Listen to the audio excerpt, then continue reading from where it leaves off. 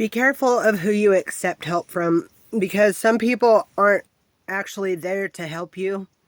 They're there to make it look like they're there to help you, but they're really there to try to control you and to keep you small.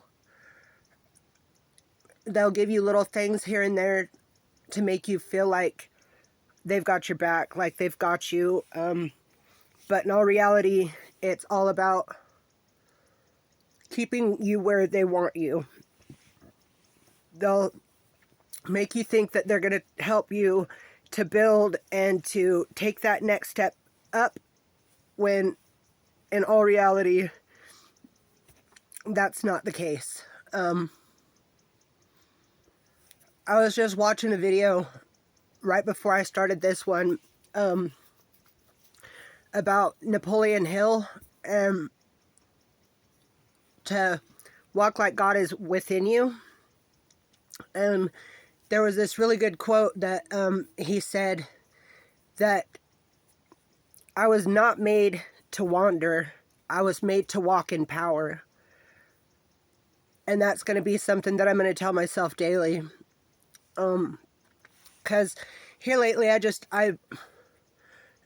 been feeling so helpless, and hopelessness has been starting to set in. And I know that because this has happened to me so many times before, that as soon as I start getting close to God, like all kinds of stuff starts to just fight against me. And every other time I let the devil step back in, and this time I can't allow that to happen. I've been told a lot of things in my life. Growing up, I was told that I was worthless, that I was fat and ugly, and that I was dumb, and got called all kinds of names. Thank God for my grandma, because if it wasn't for my grandma April, she was a God-fearing woman. If it wasn't for her being in my life and raising me part of my life, I would have been a complete waste on this planet. Like, I wouldn't have any moral values. I wouldn't have any principles. I wouldn't have a heart. Like, I would have been just like the rest of the narcissists in my family. Like, I'm not going to lie and say I don't have any narcissistic traits, because I do. There are things that I've been working on. There are things that I've seen within myself. I've picked up on them, and I have been doing my due diligence in fixing that. I was raised with a meth lab in my backyard, with some dodgy people coming around. I was touched inappropriately quite a few times throughout my life, especially in my childhood. Beat by my father. My mom used to sit there and make shit up just so that my father would come and beat me up. He beat up my brother. He beat up my mom. Like, my grandma was my safe haven. And unfortunately, when I was in my mid-late teens, she was diagnosed with cancer, and by the time they found it, it was already too far gone. That was the hardest day of my life, to lose her. Like, I've been through some stuff in my life, but that was the worst day ever. I felt like my shield was gone. I felt like my world fell apart, because as soon as she was gone, everybody else, they knew that I didn't have her no more, so they could just treat me any way they wanted. They could say what they wanted. They could do what they wanted. It was, it sucked. not long after that was when I started doing drugs. I started doing meth.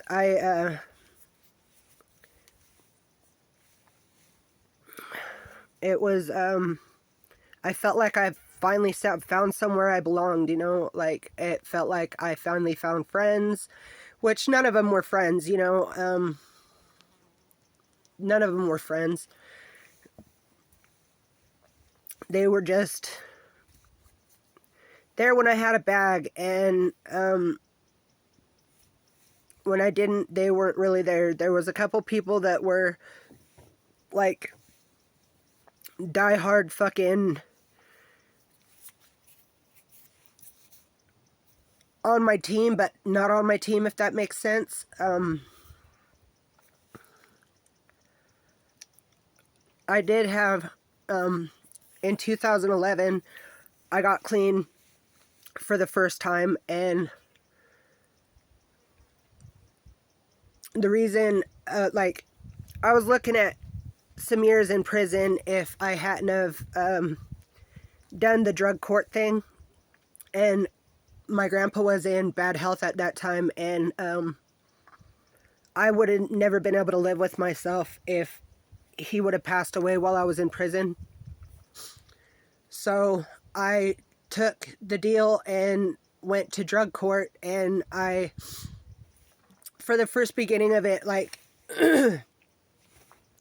I was like a weekend warrior. I was still getting high, making up lies and stuff of why I was given dirty UAs. I wasn't dressing appropriately for court. Like, I would go to court in like a mini skirt and like rainbow bright stockings up to my thighs, tank tops, pigtails. Like, I wasn't taking stuff seriously, and I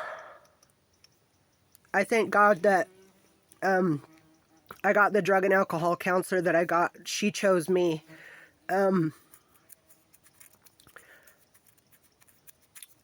I had just lost my mom in 2009 from a gunshot wound to the head, and so some of the videos that you have to watch during treatment and stuff is just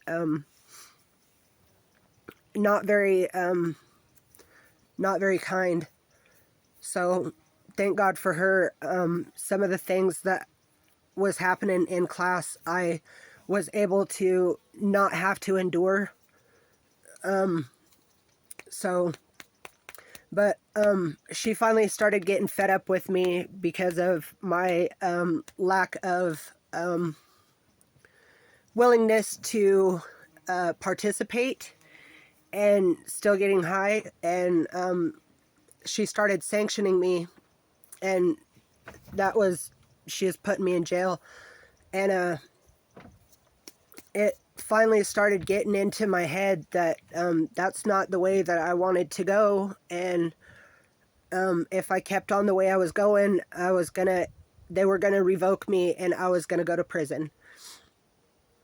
So I started participating, and I graduated drug court, and then I went and got my GED, and I got clean for 2 months shy of 8 years, and I started hanging out with the wrong person, and I thought that I was strong enough to, because of how much time I had, I thought that I was strong enough that I could go to this trap house with this person and be fine. Well, that wasn't the case. All it took was one good argument with my grandfather one day, and when we went to the trap house, instead of when they tried to hand me the pipe, I would be like, what are you doing? Like, whatever. No, this time I took the pipe, I took a rip, and that was all she wrote. 2 days later, I was shooting up again, and me and that guy started fighting constantly, and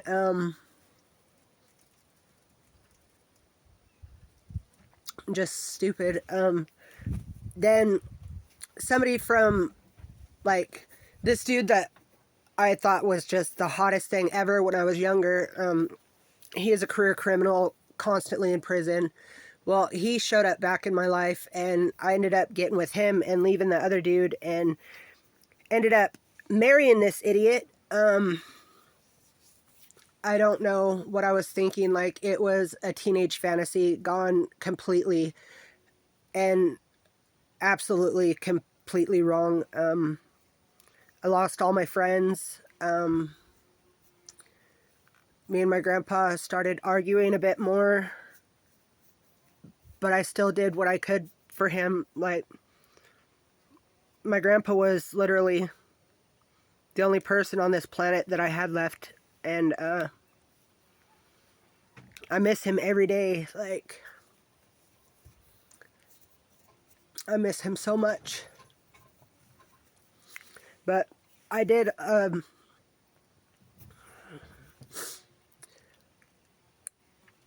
lot for that man. He did a lot for me too. There was, like, I don't know, I'm not going to get into that one today, but I in 2018 was when I messed up and started getting high again. And they do say that your whole life can fit inside of a pipe or a syringe, and that is absolutely 100% true. Your entire family, your home, your animals, your vehicles, your credit, everything goes into that vein, or everything goes into your lungs, and some of those things you can't recover. Like, some of those things, when they're gone, they're gone. And the hardest thing to live through life is living with regrets. I am glad that the last words that my grandfather and I got to say to one another before I left the house the day I found him was, "I love you."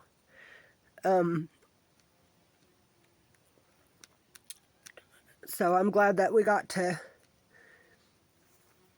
say "I love you" to each other before I went and ran some errands. And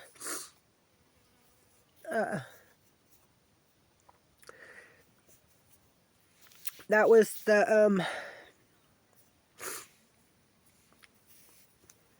was a really hard day. Like, that was a really, really hard day. But I know that everything in life happens for a reason. Everything in life happens for a reason. Sometimes it's really hard to see what that reason is in the time being, but later on things start to pop up in your mind, and I knew that I was going to lose him someday. I just never thought that I would lose him like that. It was pretty traumatizing. I don't wish that on my worst enemy. I really don't wish that on my worst enemy. But I do know that I am worth something in this life. Like, even though I've been told my whole life that I was never going to be anything, I do know that I have a purpose. And I do know that people that go through the most stuff have the biggest purpose. It's just a matter of enduring everything that you're going through and staying strong and standing on your feet throughout it and not giving up. I have attempted suicide 7 different times in my life, and I was damn close a few of the times, but I was found and brought back. So I know that there's a reason why I'm here. It's just finding that reason. Maybe it's sharing my story. Maybe it's I don't know. I don't know. I do know that here lately it's been really, really hard because, like I've said before, my motorhome is falling in on itself. My car, I can't drive it, so I'm stuck out here in the woods, and help is like from humans is very far and few between. Like, I know that God's going to make sure that I've got everything that I need. Like, He's the only reason that I'm still here. He's the only reason that I'm still standing. He's the only reason that I get up every morning. And He's the only reason why I'm sober now. Like, if it wasn't for Him, I would probably still be 1 foot in the pit. So I'm truly grateful for everything that He has done for me. Like, He is everything. My hair is falling out like crazy. But I love Him, and I know He loves me, and I know He loves you, and I know I love you. And for everybody that watches my videos thoroughly, and the positive compliments or positive comments you leave really do help me out, like, more than you know. You help me to keep moving forward. You help me to not give up, because there's been a few times where I just want to throw in the towel and say whatever, you know. So I am truly grateful for you.